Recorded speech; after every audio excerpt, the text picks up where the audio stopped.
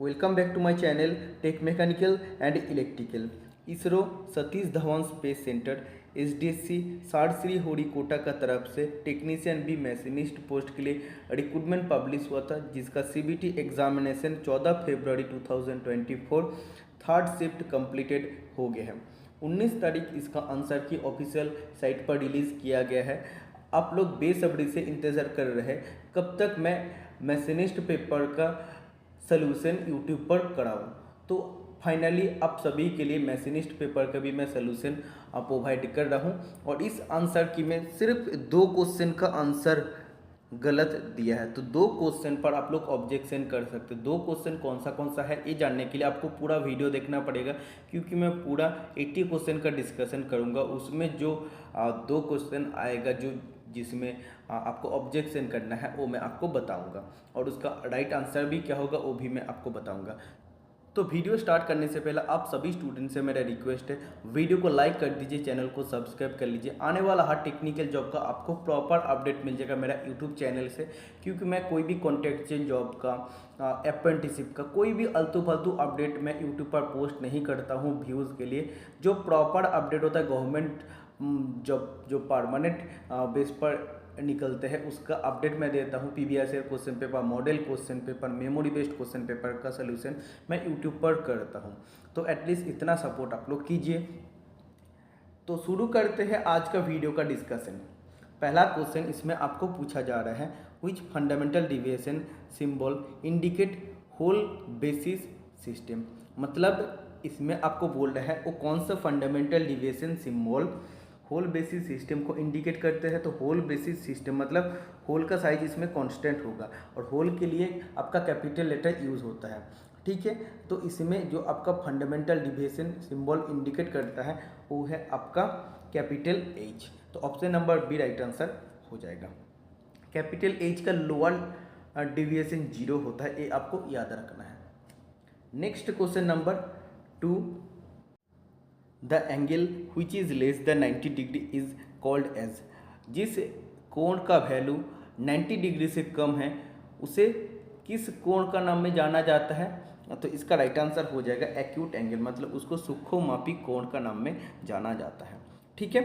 देखिए किसी भी एंगल का वैल्यू अगर 90 डिग्री होता है तो उसको कहते हैं राइट एंगल। अगर किसी एंगल का वैल्यू 90 डिग्री से ज़्यादा है और 180 डिग्री से कम है उसको कहते हैं ऑब्ट्यूज एंगल, और जिस एंगल का वैल्यू 180 डिग्री है उसको स्ट्रेट एंगल कहते हैं, ओके। तो इस क्वेश्चन का राइट आंसर बिल्कुल आंसर की में सही दिया है। Question number 3, dash is a type of geometric tolerance applied to limit the direction of feature in relation to other feature in an assembly. एक प्रकार की ज्यामितीय सहिष्णुता है जो किसी असेंबली में अन्य सुविधा के संबंध में सुविधा की दिशा को सीमित करने के लिए लागू की जाती है। मतलब ये एक प्रकार के जियोमेट्रिक टॉलरेंस होता है जो किसी भी असेंबली में उसके फीचर का डायरेक्शन को निर्धारित करता है, इंडिकेट करता है। तो कौन से टॉलरेंस होता है, तो इसका राइट आंसर हो जाएगा option number C, orientation tolerance, ठीक है। क्योंकि ओरिएंटेशन टॉलरेंस के बारे में मैं आपको पहले ही बताया था जब जियोमेट्रिक टॉलरेंस चैप्टर में डिस्कशन किया था।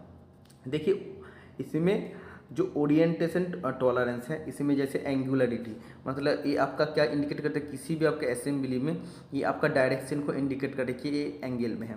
परपेंडिकुलरिटी मतलब ये आपका बोल रहा है कि ये 90 डिग्री में है। पैरेललिज्म मतलब ये आपको बोल रहा है कि पैरेलल है। तो ये आपका इंडिकेट करता है किस टॉलरेंस में, ओरिएंटेशन टॉलरेंस में। तो ऑप्शन नंबर सी बिल्कुल सही आंसर दिया है आंसर की पर। Next question number 4, the normal temperature of human body is. मानव शरीर के नॉर्मल टेम्परेचर कितने होते हैं, 37 डिग्री सेंटीग्रेड होता है। ऑप्शन नंबर डी बिल्कुल सही आंसर दिया है आंसर की पर। 5th number question, what is the expansion of CAD. CAD का फुल फॉर्म होता है computer aided design, okay. Next question number 6, और इस क्वेश्चन पर आपको ऑब्जेक्शन करना है क्योंकि इस क्वेश्चन का आंसर गलत दिया गया है आंसर की पर। अगर आप इसका आंसर हाइपोसाइक्लॉइड करके आए हैं तो ये आपका बिल्कुल सही आंसर है। अगर आप हाइपोसाइक्लॉइड का जगह सर्किल या इन्वॉल्यूट भी किए हैं, तब भी आप ऑब्जेक्शन कीजिए, क्योंकि इसका राइट आंसर हो जाएगा हाइपोसाइक्लॉइड। बट आंसर की में दिया है एपीसाइक्लॉइड। एपीसाइक्लॉइड में एक्चुअली क्या होता है, दोनों में आपको समझाऊंगा। हाइपोसाइक्लॉइड क्या होता है, एपीसाइक्लॉइड क्या होता है। देखिए डेफिनेशन को सबसे पहले पढ़ लीजिए। When a circle rolls inside another circle, मतलब जब एक सर्किल दूसरे सर्किल का अंदर रोल होता है, और the curve traced by the point on the rolling circle, और जो आपका कार्व बनते हैं वो आपका रोलिंग सर्किल का पॉइंट बराबर बनते हैं। तो एक इसको किस नाम में जाना जाता है, इसको हाइपोसाइक्लॉइड का नाम में जाना जाता है। देखिए मैं इसको थोड़ा सा जूम कर लेता हूँ। देखिए ये आपका एक सर्किल है, जो डायरेक्टिंग सर्किल आप दिख रहा है ना, ये आपका सर्किल है, ये आपका मेन सर्किल है, और उसी का अंदर देखिए ये जो आपका सर्किल है वो आपका रोल हो रहा है। रोल होते होते कहाँ पर आया, इधर तक आपका आ गया है। ठीक है, ये आपका सर्किल पहले इधर था और अब रोल होते हुए इधर तक आ गए हैं, और जहाँ पर आ गया है अब देखिए ये दो पॉइंट, इधर एक पॉइंट है, इधर एक पॉइंट है, जहाँ पी लिखा है, इधर एक कर्व बने होते हैं। इसको क्या बोलते हैं, इसको बोलता है हाइपोसाइक्लॉइड। ठीक है, तो आप इसको समझ लिए हैं। इसमें एक्चुअली होता है एक सर्किल का अंदर और एक सर्किल रोल होते हुए आते हैं, और इधर से रोल होना शुरू हुआ, इधर तक आ गया है, और ये आपका जो आ गया है, ये दो पॉइंट का बीच में जो कर्व क्रिएट होता है, इसको कहते हैं हाइपोसाइक्लॉइड। बट आंसर की में इसका आंसर दिया है एपीसाइक्लॉइड। एपीसाइक्लॉइड में आप देखिए पढ़िए, epicycloid is a locus of point on the circumference of a rolling circle which rolls without slipping or sliding outside another circle called directing circle. देखिए इसमें जो आपका डायरेक्टिंग सर्किल है, जो आपका मेन सर्किल है, और जो आपका और एक सर्किल है, वो डायरेक्टिंग सर्किल का बाहर रोल होता है। बाहर रोल होते हुए इधर से शुरू करके देखिए फिर इधर आया, फिर इधर आया। ठीक है, तो इसमें देखिए आपका क्या हो रहा है, इसमें देखिए पहले आपका इधर था तो कर्व आपका ऐसा बन रहा है। ठीक है, क्योंकि पहले आपका सर्किल कहाँ पर था, पहले आपका सर्किल एक्चुअली डायरेक्टिंग जो सर्किल है, डायरेक्टिंग सर्किल का बाहर था, इधर था, फिर वो इधर तक गया, फिर इधर तक आया। मतलब इसमें देखिए 3 पॉइंट हो रहा है, 3 पॉइंट है, ये आपका इधर से कर्व बन के ये आपका कर्व बन रहा है। लेकिन क्वेश्चन में आपको क्या बोला गया, क्वेश्चन में आपको बोला है when a circle rolls inside another circle, मतलब जब एक सर्किल दूसरे सर्किल का अंदर रोल होता है। तो इसमें देखिए ये तो आपका डायरेक्टिंग सर्किल है, इसका बाहर दूसरा सर्किल रोल हो रहा है, तो ये आपका एपीसाइक्लॉइड में हो रहा है। लेकिन हाइपोसाइक्लॉइड में देखिए जो आपका सर्किल है, डायरेक्टिंग सर्किल है, डायरेक्टिंग सर्किल का इनसाइड, मतलब डायरेक्टिंग सर्किल का अंदर ही और एक सर्किल रोल होके इधर आ रहा है। मतलब इसमें आपका इनसाइड ये circle is rolling inside another circle, तो इसका राइट आंसर क्या हो जाएगा, हाइपोसाइक्लॉइड हो जाएगा। तो option number B is the right answer हो जाएगा इस क्वेश्चन का। ठीक है, next question number 7, depth of BSW thread is British standard Whitworth thread. तो इसका डेप्थ होता है 0.6403 इंटू पीच। ओके, अगर बटरेस थ्रेड का बोलते तो 0.75 इंटू पीच, अगर आपको स्क्वायर थ्रेड का बोलता था 0.5 इंटू पीच होता, अगर BIS थ्रेड का बोलता तो 0.6134 इंटू पीच, अगर ISO थ्रेड का बोलता तो 0.6495 इंटू पीच। इतना आपको समझ में आ गया है। Next question number 8, there are 2 circles से A एंड B, मतलब इसमें 2 सर्किल है A और B।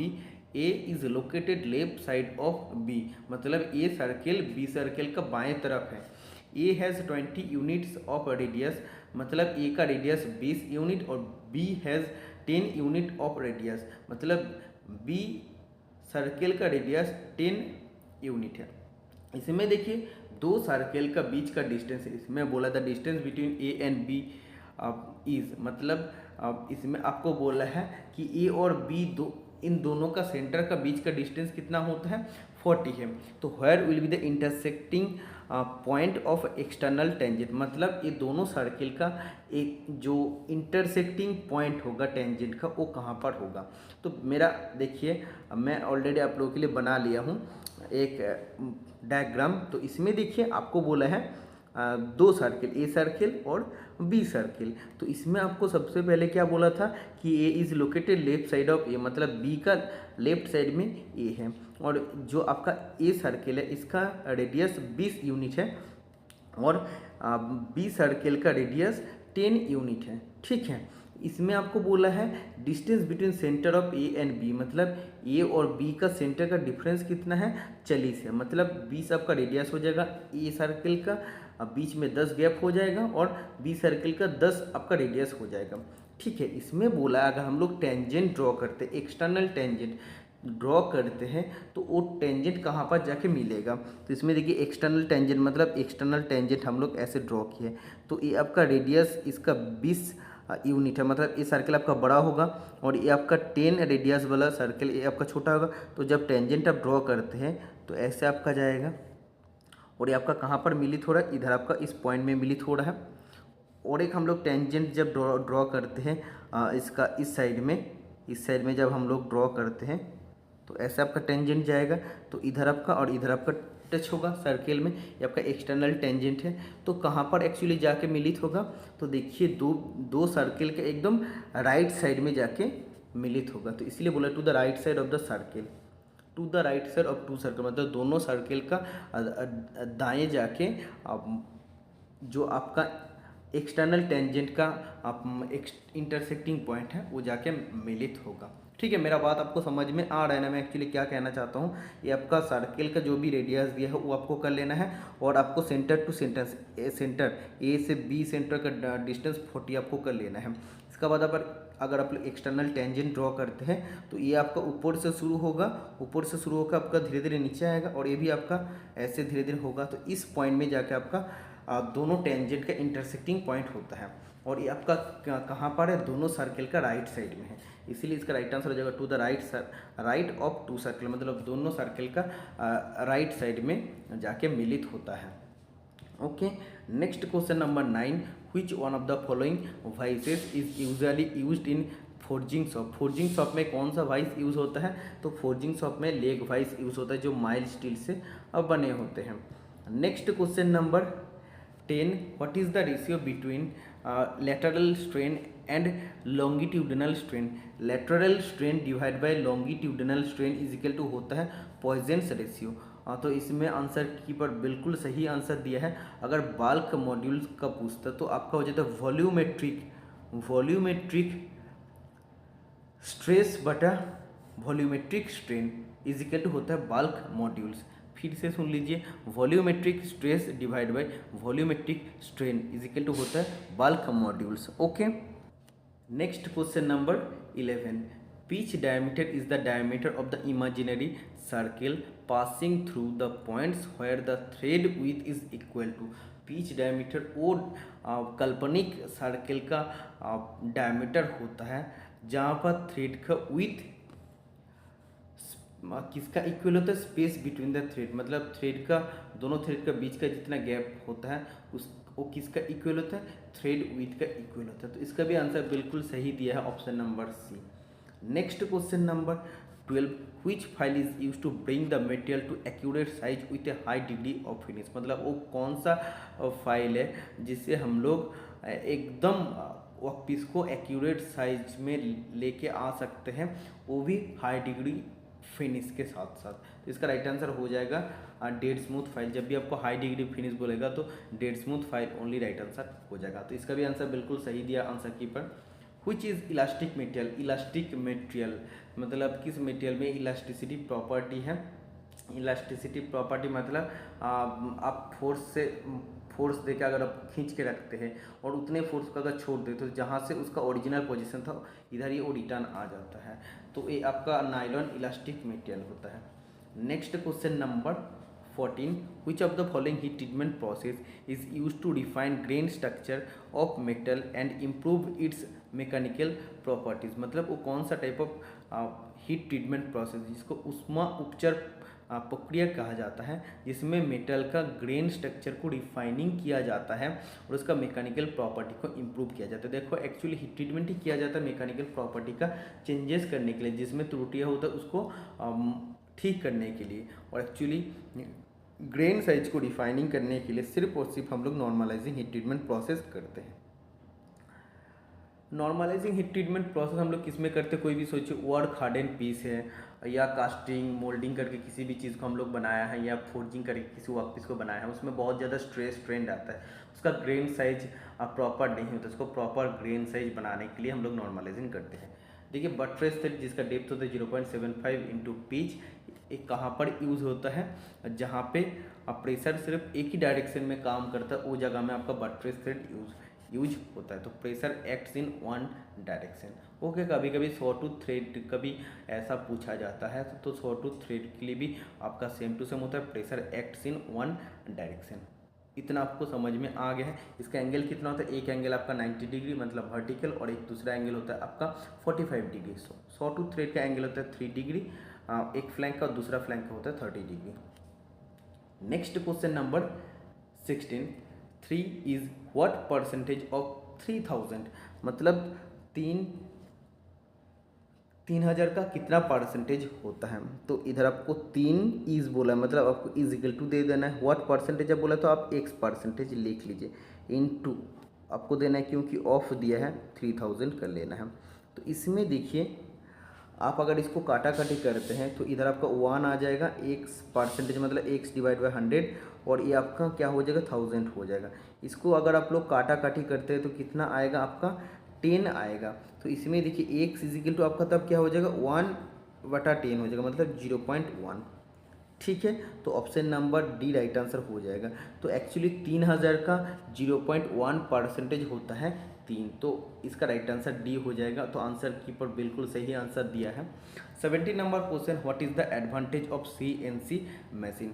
CNC मशीन का सुविधाएं क्या होता है, उसमें लेस फ्लेक्सिबल होता है, लेस इन्वेस्टमेंट होता है, लेस एक्यूरेसी होता है। तो एक्चुअली ये कौन सा राइट आंसर हो जाएगा, देखिए लेस फ्लेक्सिबल ये तो बिल्कुल नहीं होता, लेस इन्वेस्टमेंट ये भी गलत है, लेस एक्यूरेसी ये भी गलत है, क्योंकि ये सब आपका लेस नहीं मोर हो जाएगा। ठीक है, तो एक्चुअली CNC हम लोग यूज़ करते हैं कॉम्प्लिकेटेड शेप जॉब को मशीनिंग करने के लिए, कि कुछ कुछ छोटा वर्कपीस होता है और उसमें भी बहुत सारा छोटा छोटा ऑपरेशन रहता है। तो कुछ जटिल प्रकार के जॉब को मशीनिंग करने के लिए वो भी आपका पहले जो आप इन्वेस्ट करते हो उसमें आपका हाई इन्वेस्टमेंट लगता है, और आपका उसमें एक्यूरेसी भी बहुत अच्छा मिलता है, और वो फ्लेक्सिबल भी बहुत अच्छा होता है। इन सब पर्पज़ के लिए CNC मशीन का उपयोग किया जाता है। और CNC का full form computer numerical control.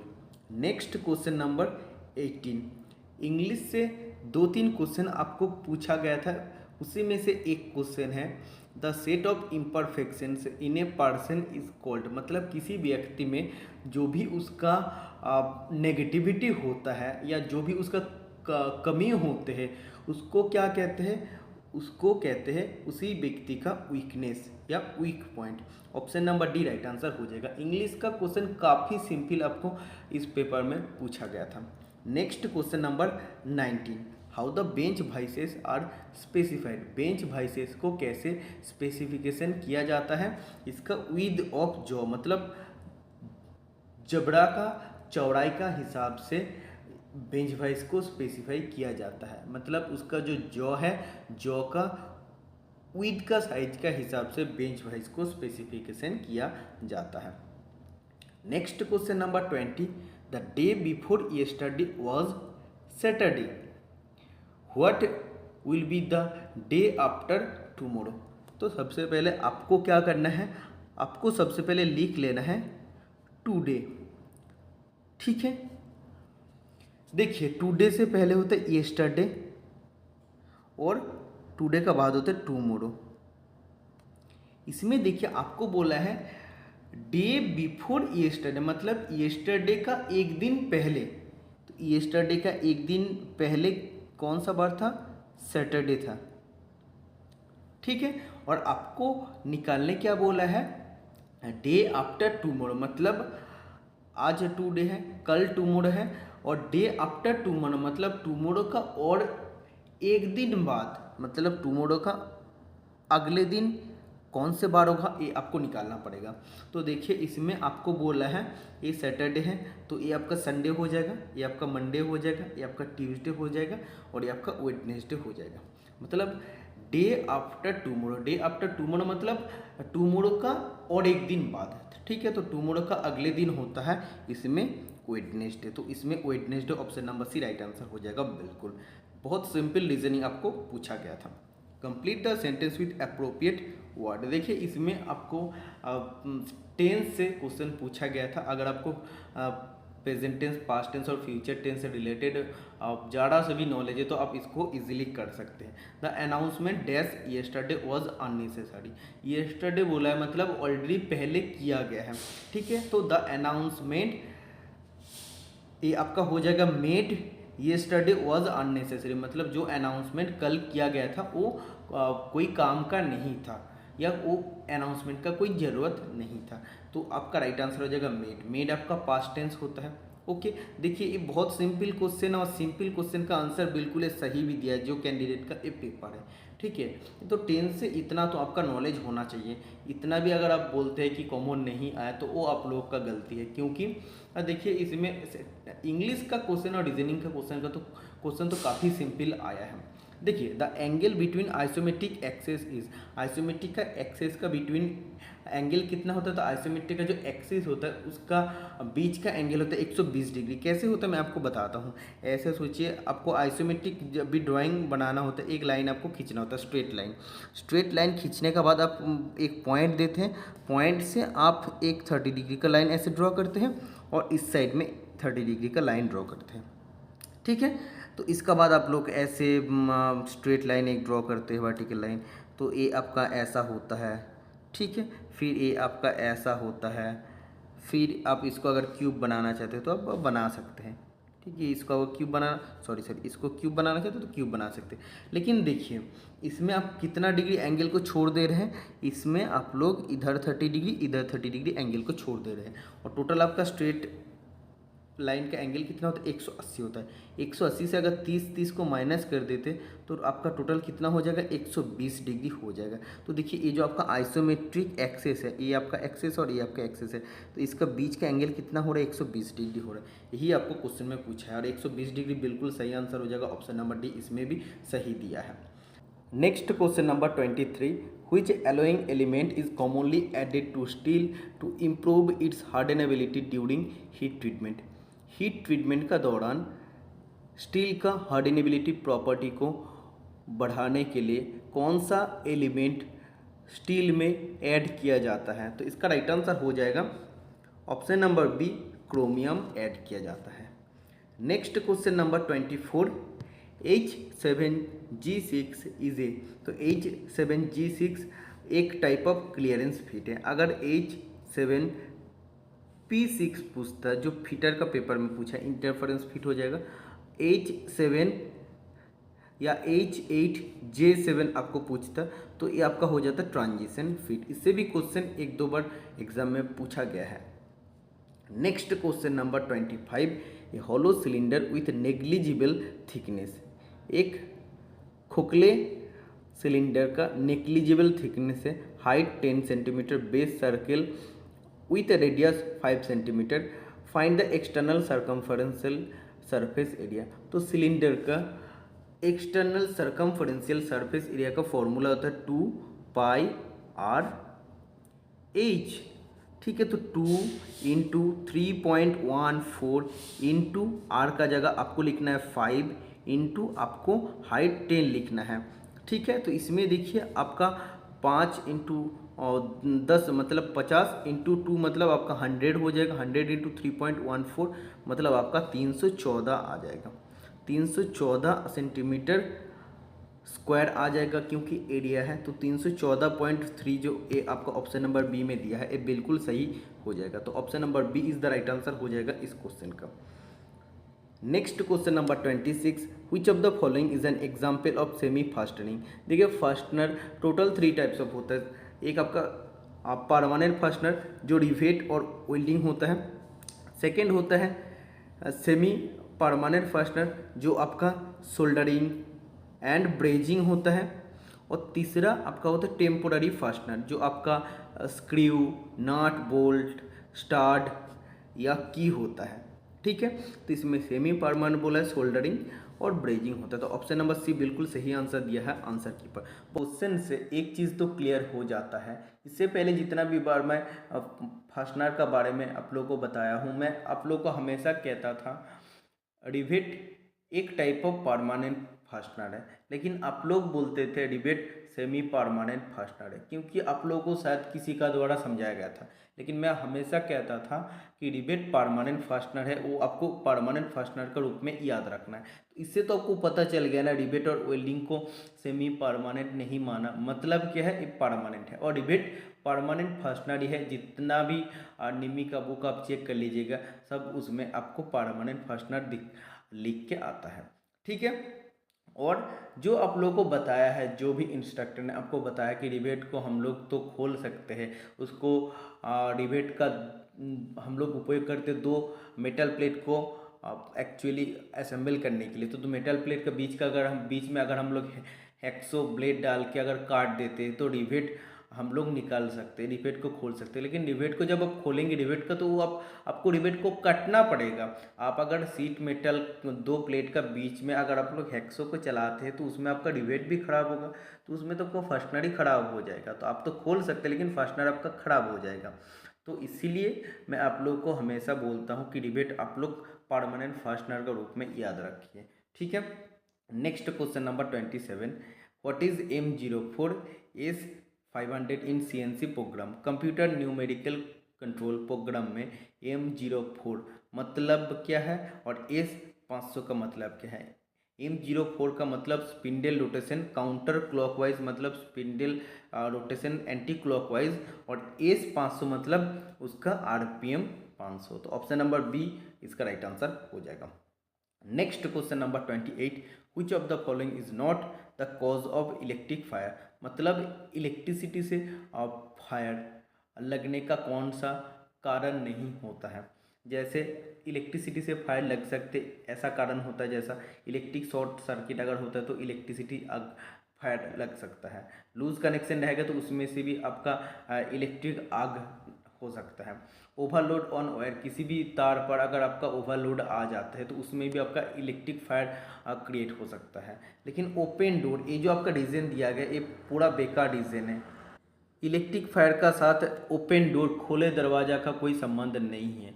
तो ये इलेक्ट्रिक फायर का लगने का कोई कारण नहीं होता है। तो option number A right answer हो जाएगा। 29 नंबर क्वेश्चन आप पढ़ लीजिए। इस क्वेश्चन पर आप लोग को ऑब्जेक्शन करना है क्योंकि इसमें गलत आंसर दिया है। आप नेट पे सर्च कर सकते हैं, आपको एक वेबसाइट में इसका राइट आंसर मिल जाएगा ऑप्शन नंबर सी, लेकिन आप किसी तरह इसका ऑप्शन नंबर सी नहीं निकाल सकते। अगर आप निकल सकते हैं तो ज़रूर मेरे साथ कांटेक्ट कीजिएगा और कमेंट बॉक्स पर ज़रूर आप उसका सलूशन लिखिएगा। लेकिन मैं दोनों तरीक़ा से इसको ट्राई कर लिया हूँ, मैं बहुत बार नेट भी चेक कर लिया हूँ, हर जगह से हमको यही डाटा मिला है कि इसको अगर हम सॉल्व भी करते हैं तो ये आपका राइट आंसर सी नहीं आ रहा है। तो इस पे आप ऑब्जेक्शन कर सकते हैं। देखिए इस क्वेश्चन को पढ़िए। What force will be required to punch a hole of 10 millimetre diameter in a 1 millimetre thickness plate if allowable stress is 50 newton per millimetre square. देखिए इसका दो फार्मूला होता है नॉर्मल। अगर आप लोग स्ट्रेस का फार्मूला में जाते हैं, शियर स्ट्रेस का फार्मूला अगर आप लगाते हैं तो इधर आपका आ जाता है फोर्स अपन एरिया। तो फोर्स आपको दे दिया है, आपको निकालना है। तो फोर्स आपको निकालना है, एरिया आपको निकलना पड़ेगा। तो एरिया निकलने का फॉर्मूला क्या हो जाएगा, पाई आर स्क्वायर हो जाएगा।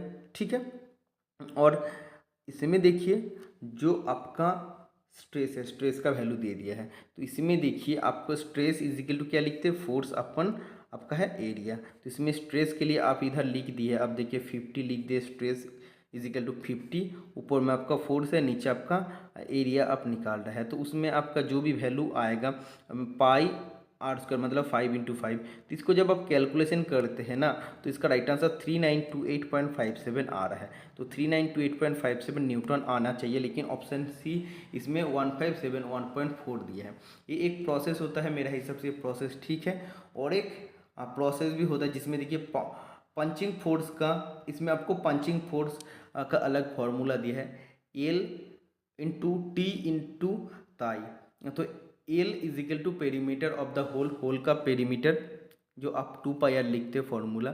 T मतलब थिकनेस ऑफ द प्लेट और ताई मतलब shear strength of work material. तो इसमें देखिए जो आपका 5 फोर्स है उसमें आपका पाई का 3.14, जो पेरीमीटर मैं आपको बोला हूँ ना, इधर देखिए L मतलब पेरीमीटर बोला है, तो पेरीमीटर मतलब 2πr लिख सकते हो। तो 2r = क्या होता है, डायमीटर ही होता है, तो डायमीटर इंटू पाई। तो इसमें देखिए आपको दिया है पाई इंटू डायमीटर, मतलब ये आपका पेरीमीटर ही बोला है। इसके बाद टी और ताई दिए हैं, इसमें थिकनेस और शियर स्ट्रेंथ और पाई और डायमीटर को देके मल्टीपल करिएगा तो आपका सी आंसर नहीं आ रहा है।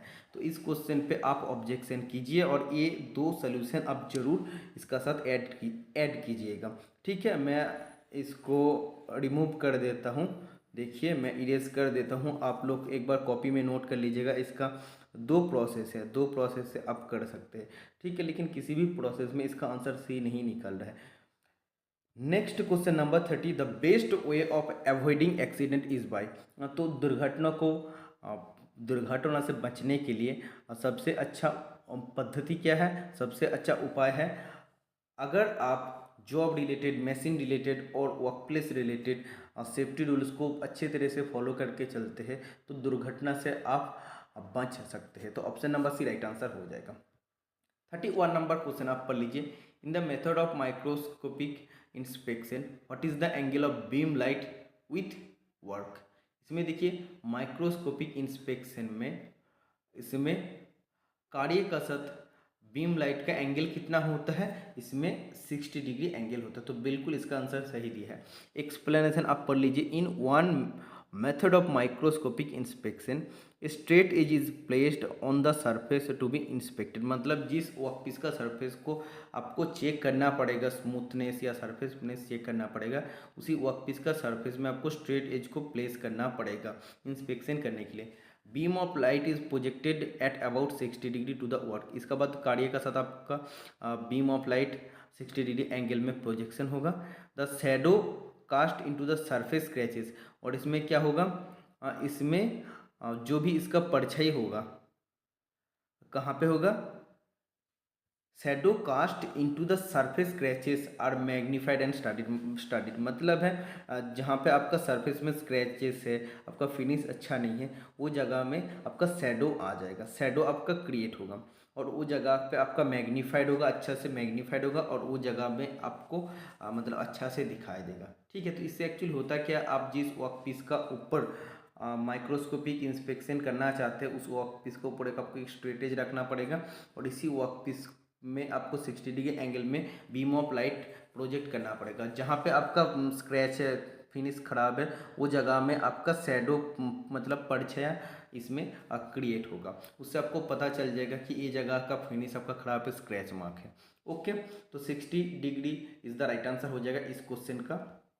32 number question, tell us about a difficult situation you have dash and how you dash to come out of it. देखिए ये भी एक इंग्लिश का क्वेश्चन, काफ़ी सिंपल क्वेश्चन है। तो देखिए इसमें आपको बोला है tell us about the difficult situation, मतलब वो कौन सा कठिनाई परिस्थिति था वो हम लोगों को बताओ जो तुम फेस किए हो। यू हैव फेस्ड, मतलब हैव जब दिया है मतलब वर्ब का पास्ट पार्टिसिपल लूप होगा तो फेस्ड हो जाएगा।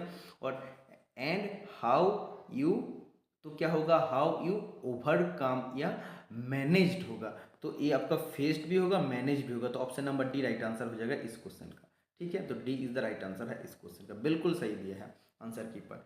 देखिए what is the centre of gravity of right circular cone from its base, H is the height है। तो इसमें देखिए आपको बोल रहा है आप सेंटर ऑफ ग्रेविटी एक राइट सर्कुलर कोन का, इसका बेस से सेंटर ऑफ ग्रेविटी क्या हो जाएगा, तो h/4 हो जाएगा, मतलब हाइट बटा 4 हो जाएगा, वो जगह में उसका सेंटर ऑफ ग्रेविटी होता है। इसका भी आंसर बिल्कुल सही दिया है। 34 number question, metals come under which class of fire. देखिए फायर का अगर बात करते हैं तो क्लास ए आपका सॉलिड फायर, क्लास बी आपका लिक्विड फायर, क्लास सी आपका gas related fire, class D आपका मेटल रिलेटेड फायर। ठीक है, तो class D is the right answer हो जाएगा इस क्वेश्चन का। जैसे सोडियम, पोटेशियम, मैग्नीशियम से आग लगते हैं ना, वो है। 35 नंबर क्वेश्चन पर लीजिए, N example of liquid metal and liquid non metal at room temperature. Room temperature में लिक्विड मेटल कौन सा है? मरकरी होता है। लिक्विड नॉन मेटल बोरोन होता है। तो मरकरी और ब्रोमीन, ब्रोमीन, मेरा बात सुनिए, ये ब्रोमीन है। तो option number C right answer हो जाएगा। 36 नंबर क्वेश्चन आप पर लीजिए, इसमें आपका लिस्ट काउंट दिया वर्नियर कैलिपर का 0.02 मिलीमीटर, मेन स्केल का रीडिंग 20.5 और 9th division of vernier scale matches with the main scale. तो इसमें देखिए आपका MSD दिया है, मेन स्केल डिवीजन, इसका फुल फॉर्म है मेन स्केल डिवीजन। तो इसमें देखिए आपका मेन स्केल डिवीजन ने कितना 20.5 दे दिया है। तो vernier scale division VSD is equal to क्या हो जाएगा? Least count into number of vernier scale division match with the main scale division. तो कौन सा नंबर मैच किया? 9th डिवीजन मैच किया। लिस्ट काउंट क्या है? 0.02। इसका साथ 9th को मल्टीपल करते करते तो 0.18 आपका आ जाएगा। तो इधर देखिए टोटल रीडिंग क्या हो जाएगा? MSD plus VSD। तो आपका 20.5 प्लस 0.18, तो ये आपका आ जाएगा 20.68 आ जाएगा। तो ऑप्शन नंबर ए इसका राइट आंसर हो जाएगा। ठीक है, नेक्स्ट क्वेश्चन नंबर 37, बहुत बार मैं आपको बताया हूँ, BIS, bureau of Indian standards, option number A right answer हो जाएगा। Next question number 38, the phenomena where a sound produce is heard again due to reflection is called. मतलब वो कौन सा साइंस का फेनोमेना है जिसका कारण किसी भी आवाज़ का आप बार बार आपको उसका रिफ्लेक्शन सुनाई देता है, प्रतिध्वनि आपको बार बार सुनाई देता है। तो ये इको होने का कारण होता है, एक ही आवाज़ आपका बार बार कान में सुनाई देता है। ऑप्शन नंबर सी इसका बिल्कुल राइट आंसर दिया है answer keeper. 39 number question, which substance is used in non conductive fire extinguisher. देखिए इसमें आपको बोला है कि नॉन कंडक्टिव फायर एक्सटिंग्विशर में कौन सा सब्सटेंस यूज किया जाता है। देखिए इसमें जो आपका कार्बन डाइऑक्साइड है वो आपका राइट आंसर हो जाएगा, क्योंकि आग जलने के लिए 3 चीज़ का जरूरत होता है, फ्यूल, हीट एंड ऑक्सीजन। ठीक है, तो इसमें से अगर आप लोग ऑक्सीजन को निकाल लेते हैं, तो ऑक्सीजन निकाल लेते तो वो जगह में आपका क्या आ जाएगा? कार्बन डाइऑक्साइड आ जाएगा, तो आपका आग बुझ जाता है। तो इसीलिए आप देखिए ये आपका कार्बन डाइऑक्साइड ऐसा होता है जो नॉन कंडक्टिव मटेरियल है, तो इसमें आपको आग लगने में सहायता नहीं, बिल्कुल भी नहीं करता है, इसीलिए कार्बन डाइऑक्साइड का यूज किया जाता है। कार्बन डाइऑक्साइड नॉन कंडक्टिव होता है, इसीलिए हम लोग किसी भी आग में कार्बन डाइऑक्साइड अगर डाल देते हैं तो आग बुझ जाता है। Okay, option number A right answer है। Next question number 40, what is the primary purpose of ball nose cutter in milling. Milling में बॉल नोज कटर का प्राइमरी उद्देश्य क्या होता है? इसमें 3D प्रोफाइलिंग, 3D फिनिशिंग या 3D सेमी फिनिशिंग के लिए यूज किया जाता है। ऑप्शन नंबर सी बिल्कुल सही आंसर दिया है।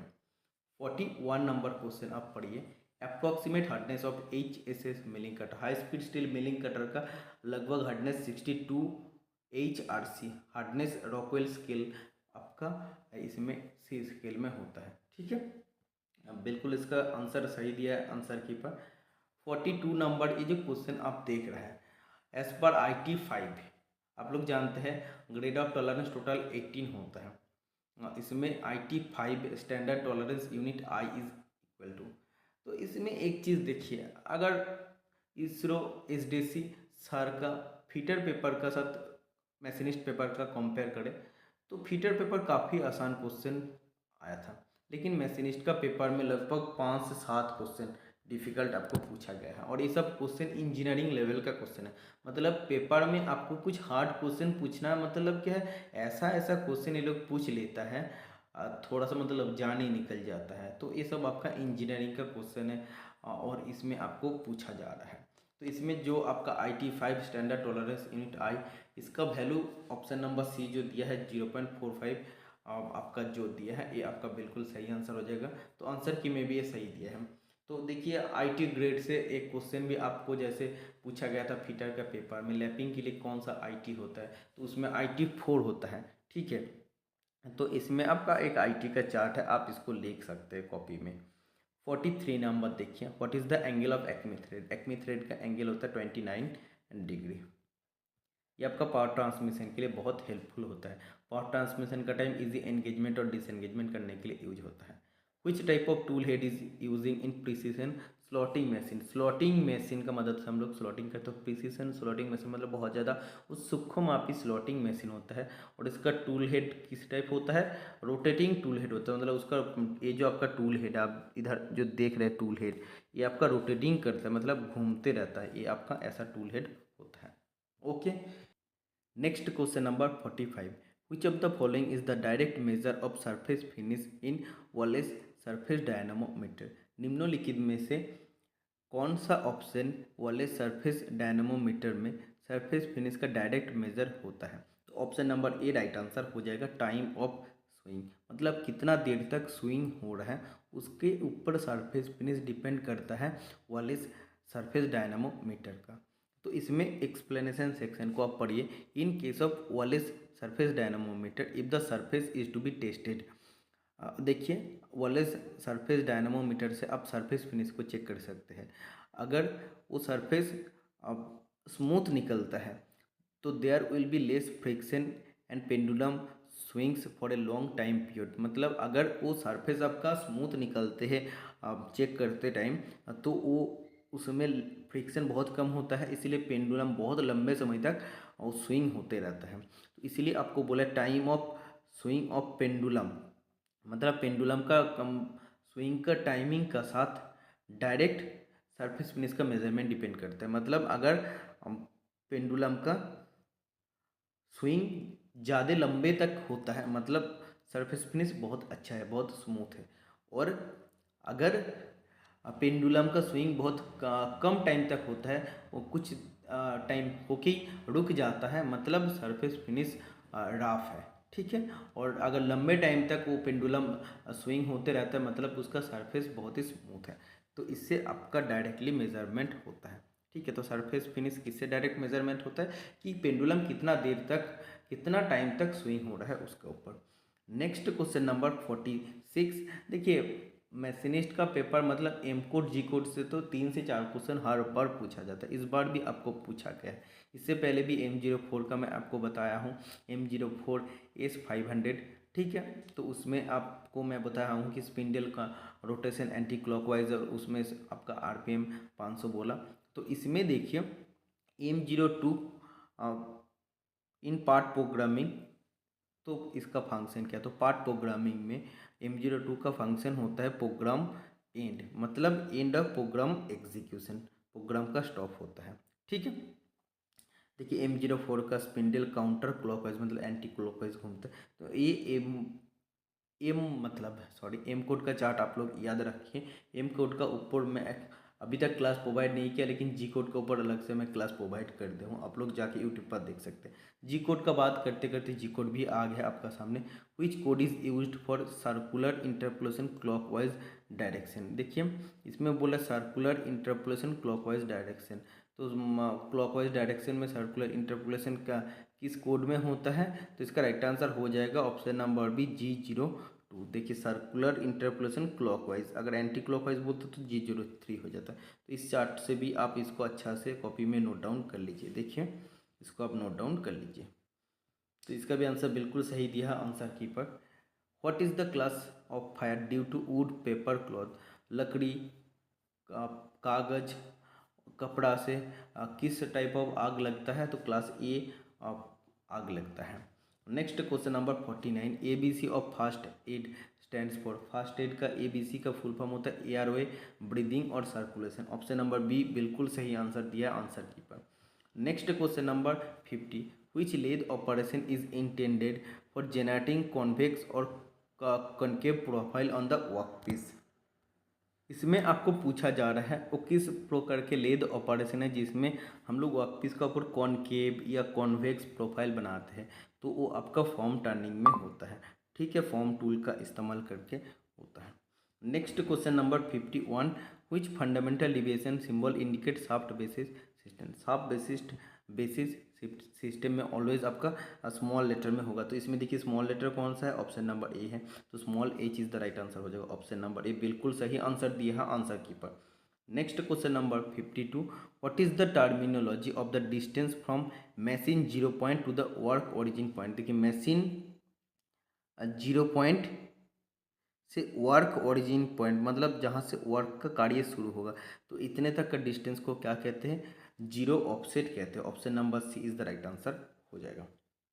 Next question number 53, the accuracy of micrometer caliper dial indicator can be checked by. देखिए micrometer caliper dial test indicator का एक्यूरेसी किससे चेक किया जाता है, स्लिप गेज से चेक किया जाता है। ऑप्शन में अगर स्लिप गेज जब नहीं रहेगा तब फिलर गेज, तब आपको राइट आंसर करना पड़ेगा, but slip gauge is the right answer, 100% right answer. Next question number 54, English का क्वेश्चन देखिए, ड्रामा कहाँ पे किया जाता है, स्टेज में किया जाता है, और टेनिस का तो कोर्ट होता है, आप सभी स्टूडेंट जानते हैं। तो देखिए इंग्लिश का क्वेश्चन काफ़ी सिंपल आपको पूछा है। Next question number 55, which type of fire extinguisher is use to extinguish fire caused by burning oil and petrol. Oil, petrol, diesel, kerosene से इससे आग लगता है तो क्लास बी फायर है। तो क्लास बी फायर को बुझाने के लिए किस एक्सटिंग्विशर यूज होता है, फोम टाइप एक्सटिंग्विशर यूज होता है। क्लास ए के लिए यूज होता है वाटर टाइप एक्सटिंग्विशर या सोडा एसिड एक्सटिंग्विशर। ओके, इतना आपको समझ में आ गया। Next question number 56, which part of milling machine the feed motor and the gear box accommodated। तो बोला मिलिंग मशीन का कौन सा पार्ट है जहाँ पे फीड मोटर गियर बॉक्स का सहायता दिया जाता है, मतलब मिलिंग मशीन का कौन सा पार्ट में फीड मोटर गियर बॉक्स रहता है। तो इज द राइट आंसर हो जाएगा नी। देखिए the knee is the rigid casting that slides up and down along a precision machinery guideways. The knee houses the speed mechanism of the table का speed mechanism रहता है, different controls to operate it ये रहता है। और feed motor gear box are usually incorporated in the knee, मतलब feed motor gear box सब कुछ नी में रहता है। ओके, 57 नंबर क्वेश्चन आप पढ़ लीजिए, which type of lubricant is used in wick feed lubrication system. Wick feed lubrication किस लुब्रिकेशन मेथड में आता है, ग्रेविटी फीड लुब्रिकेशन सिस्टम में आता है। तो 3 टाइप ऑफ लुब्रिकेशन मेथड होता है, ग्रेविटी फीड, फोर्स फीड और आपका होता है रिंग ऑयलिंग। ओके, या स्प्लैश फीड जिसको आप लोग कहते हैं, फोर्स फीड, ग्रेविटी फीड और स्प्लैश लुब्रिकेशन। इतना आपको समझ में आ गया। तो इसमें ग्रेविटी फीड लुब्रिकेशन में वीक फीड लुब्रिकेटिंग सिस्टम आता है। तो वीक फीड लुब्रिकेशन सिस्टम में किस लुब्रिकेंट का यूज किया जाता है, लुब्रिकेशन ऑयल का यूज किया जाता है। फोर्स फीड में ग्रीज यूज किया जाता है। ओके, कूलेंट तो बिल्कुल नहीं होता, कटिंग ऑयल भी नहीं होता है। तो ऑप्शन नंबर ए बिल्कुल सही आंसर हो जाएगा। Next question number 58, we dash books from a library. देखिए इंग्लिश का 5 क्वेश्चन तो हो गया है। इंग्लिश से जो भी क्वेश्चन पूछा गया सिंपल क्वेश्चन, तो हम लोग लाइब्रेरी से कुछ किताब लिए हैं, तो वो क्या होता है, उधार लेते हैं, मतलब बोरो किए हैं। तो we borrow books from a library, मतलब हम लोग लाइब्रेरी से बुक उधार लेते हैं। ऑप्शन नंबर सी बिल्कुल राइट आंसर हो जाएगा। 59 number question, what is the name chord biggest chord of the circle. मतलब सर्किल का सबसे बड़ा कॉर्ड कौन होता है, तो उसका डायमीटर होता है सबसे बड़ा chord. Option number B right answer हो जाएगा। Next question number 60, what is the purpose of using lubricants और कोटिंग्स इन फोर्जिंग प्रोसेस। देखिए फोर्जिंग प्रोसेस में लुब्रिकेंट कोटिंग देने का क्या कारण होता है। फोर्जिंग प्रोसेस में इसका बात करें मतलब थोड़ा सा आश्चर्य व्यापार है, थोड़ा सा मतलब थोड़ा आप बोल सकते हैं कि कैसा मैटर है। फोर्जिंग में हम लोग कब लुब्रिकेंट कोटिंग यूज़ करते हैं, तो एक्चुअली हम लोग हॉट फोर्जिंग में नहीं करते, कोल्ड फोर्जिंग में हम लोग लुब्रिकेंट और कोटिंग यूज़ करते हैं। क्यों करते हैं, लुब्रिकेशन ऑलवेज यूज़ करते हैं फ्रिक्शन वियर को रोकने के लिए, मतलब घिस जाने से और फ्रिक्शन से रोकने के लिए हम लोग कोल्ड फोर्जिंग प्रोसेस का टाइम लुब्रिकेंट कोटिंग का इस्तेमाल करते हैं। तो ऑप्शन नंबर सी बिल्कुल राइट आंसर हो जाएगा। Next question number 61, what will be the turn diameter of workpiece for acme thread cutting. Acme thread cutting करने के लिए जो आपका ब्लैंक डायमीटर होगा वो कितना होना चाहिए, जो आपका मेजर डायमीटर है उससे 0.05 मिलीमीटर ज़्यादा होना चाहिए। इसको आप ध्यान से पढ़े, फीटर स्टूडेंट भी इसको याद रखिए, बहुत इंपॉर्टेंट क्वेश्चन है। बहुत इंपॉर्टेंट क्वेश्चन इस पेपर में पूछा है। तो एक्मी थ्रेड कटने के लिए जो ब्लैंक साइज होगा मेजर डायमीटर से 0.05 मिलीमीटर ज़्यादा होना चाहिए।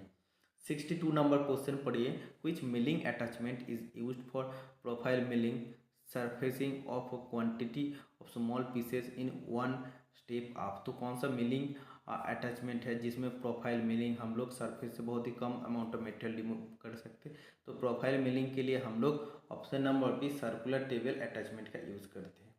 ये भी बिल्कुल सही आंसर दिए है।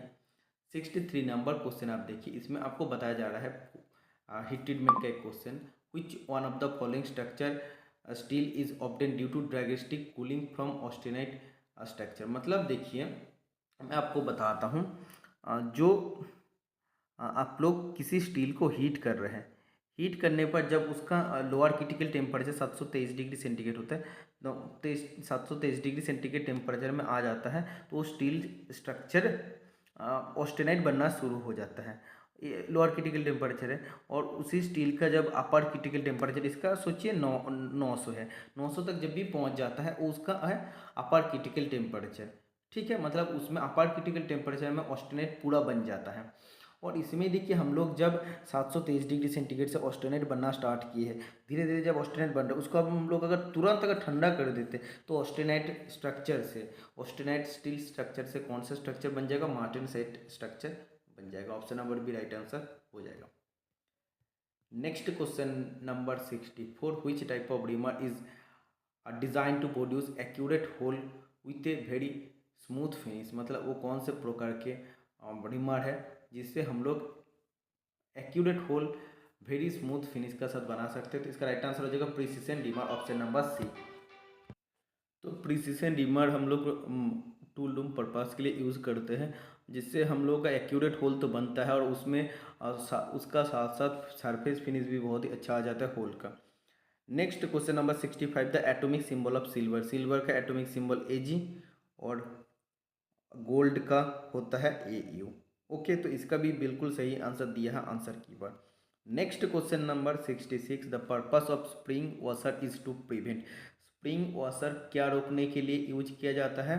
तो देखिए आपका कोई भी असेंबली है, उसमें अगर आपका नाट है तो उसमें असेंबली में अगर जार्किंग वाइब्रेशन होने का कारण, या अगर आपका नाट बोल्ट ढीला होने का चांसेस होता है, तो उसी का बीच में अगर आप लोग स्प्रिंग वॉशर लगा देते हैं तो वाइब्रेशन जार्किंग होने पर भी इसमें ढीलापन होने से इसको रोक देता है। तो स्प्रिंग वॉशर का तब यूज़ किया जाता है जब किसी भी असेंबली में वाइब्रेशन होता है तो उसमें उससे ढीला होने से रोकने के लिए यूज किया जाता है। तो ऑप्शन नंबर डी इसका राइट आंसर हो जाएगा। Okay, next question number 67, the kinetic energy of an object is K if a velocity is double then kinetic energy will be. देखिए काइनेटिक एनर्जी इसमें आपको के दिया है, के कब होगा जब काइनेटिक एनर्जी का formula half M V square होगा। ठीक है, और वेलोसिटी को अगर डबल किया जाता है तो काइनेटिक एनर्जी तब कितना हो जाएगा, तो वेलोसिटी को आप डबल कर दीजिए, half M two V square कर दीजिए, तो इधर आपका क्या हो जाएगा, इधर आप देखिए half M four V square.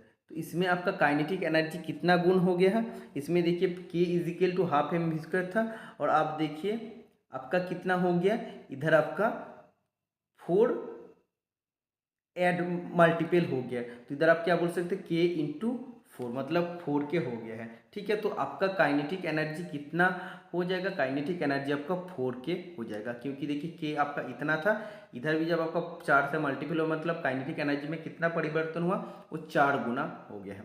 Next question number 68, what is the common material used for making threads fastener like screw and bolts. मतलब देखिए वो कौन सा टाइप ऑफ कॉमन मटेरियल है जिससे हम लोग स्क्रू और बोल्ट का थ्रेडिंग फास्टनर बनाते हैं। तो स्क्रू बोल्ट ये सब बनाते हैं हम लोग मैक्सिमम स्टील वर्कपीस में। तो option number C right answer हो जाएगा। Next question number 69, which gear is fitted to the main spindle of the lathe and the outside of the headstock casting. तो देखिए जो आपका मेन स्पिंडल होता है उसका साथ कौन सा गियर होता है, या आप बोल सकते हैं हेडस्टॉक कास्टिंग का बाहर कौन सा गियर रहता है, सबसे पहले स्पिंडल का साथ स्पिंडल गियर ही कनेक्ट होता है। तो ऑप्शन नंबर ए बिल्कुल राइट आंसर हो जाएगा। स्पिंडल गियर का साथ 3 सेट आपका टम्बलर गियर होता है। Okay, next question number 70, which mode is used for fine slide movement manually for work offset setting. मतलब सीएनसी मशीन का वो कौन सा मोड है जो वर्क ऑफसेट सेटिंग के लिए मैनुअली फाइन स्लाइड मूवमेंट किया जाता है। तो कौन सा मोड से होता है, तो एम पी जी मोड से होता है। तो एम पी जी मोड से वर्क ऑफसेट सेटिंग के लिए मैनुअली फाइन स्लाइड मूवमेंट होता है। ओके, और एम पी जी का फुल फॉर्म होता है manual pulse generator, manual pulse generator. Okay, next question number 71, instrument use to measure high temperature in the furnace. किसी भी भट्टी का उच्च तापमान को मेजर करने के लिए कौन सा इंस्ट्रूमेंट यूज होता है, तो pyrometer is the right answer हो जाएगा। Okay, next question number 72, in a plug gauge go side will have a diameter equal to. देखिए बोला है कि प्लग गेज में गो साइड किस डायमीटर का बराबर होता है, तो कंपोनेंट का मिनिमम साइज का बराबर होता है। फिर से अब सुन लीजिए, प्लग गेज में जो गो साइड होता है वो कंपोनेंट का मिनिमम साइज का बराबर होता है, और इसका जो नो गो साइड होता है वो कंपोनेंट का मैक्सिमम साइज का बराबर होता है। तो ऑप्शन नंबर बी इस क्वेश्चन का राइट आंसर हो जाएगा।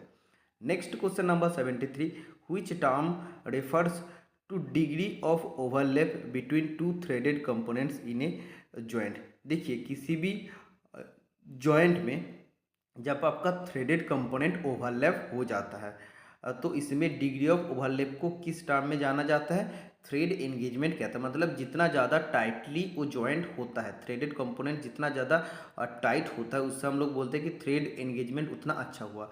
और उसमें अगर जो थ्रेड कंपोनेंट जॉइंट आपका बना रहा है वो अगर उतना ओवरलैप अच्छा से नहीं करता है तो हम लोग बोलेंगे थ्रेड एंगेजमेंट अच्छा नहीं हो रहा है। Next question number 74, what is the radius of circle whose circumference is 440 centimetre. तो देखिए इसमें बोला है उस सर्किल का रेडियस क्या होगा जिसका परिधि 440 सेंटीमीटर है। तो परिधि का फॉर्मूला था 2πr=440। ठीक है, तो इसमें r इजिकल टू आपका क्या हो जाएगा, 440 डिवाइड बाई 2 इंटू आपका हो जाएगा ऊपर में 7 नीचे आपका 22। तो इसको आप काटते हैं तो क्या हो जाएगा आपका 2 हो जाएगा, इसका आपका हो जाएगा 40 हो जाएगा। तो इससे अगर आप काटते तो 10 हो जाएगा, मतलब रेडियस आपका 70 सेंटीमीटर आ जाएगा। ठीक है, तो इस सर्किल का रेडियस हो जाएगा 70 सेंटीमीटर। ऑप्शन नंबर बी बिल्कुल सही आंसर दिया answer keeper. Next question number 75, rain water harvesting dash to prevent water scarcity. मतलब है बारिश का पानी को जब हम लोग जमा करते हैं तो पानी का कमी से रोकने में मदद करता है। तो मदद करने के लिए इसका इंग्लिश क्या हो जाएगा, हेल्प्स हो जाएगा। तो rain water harvesting helps to prevent water scarcity. मतलब रेन वाटर को अगर हम लोग किसी जगह में जमा करते हैं तो पानी का कमी से रोकने के लिए मदद करते हैं। तो इधर आपका हेल्प्स हो जाएगा, option number D. Next question number 76, a high carbon steel component has to be forge which colour indicates the most suitable forging temperature. देखिए जब आप अलग अलग कंपोनेंट का फोर्जिंग करने जाते हैं तो उसका अलग अलग फोर्जिंग टेम्परेचर होता है। तो फोर्जिंग टेम्परेचर तो आप ऐसे तो पता नहीं कर सकते। तो फोर्जिंग जब भी आपका अलग अलग टेम्परेचर होगा, 1100 डिग्री में अलग कलर हो जाएगा उस कंपोनेंट का, 1200 डिग्री में कंपोनेंट का अलग कलर हो जाएगा, 1300 डिग्री में कंपोनेंट का अलग कलर हो जाएगा। तो ऐसे कुछ कलर इंडिकेशन किया हुआ है। तो हाई कार्बन स्टील के लिए जब आप हम लोग हीट करेंगे, उसको गर्म करेंगे, तो जब उसका कलर लाइट येलो आ जाएगा तो हम लोग को पता चल जाएगा कि फोर्जिंग टेम्परेचर में आ गया है, अब हम लोग उसको फोर्ज कर सकते हैं। तो इसके लिए लाइट येलो कलर है। ठीक है, हम लोग तो टेम्परेचर को ऐसे पता नहीं कर सकता, हाथ से तो छू के नहीं देख सकते, लेकिन कलर देख के पता कर सकते हैं कि हाँ ये लगभग फोर्जिंग टेम्परेचर में आ गया है। Next question number 77, for drawing circles with larger radius which of the following tool is used. मतलब बड़े रेडियस का वृत्त तो खींचने के लिए किस टूल का उपयोग किया जाता है, तो लेंथनिंग बार कॉम्पास यूज होता है।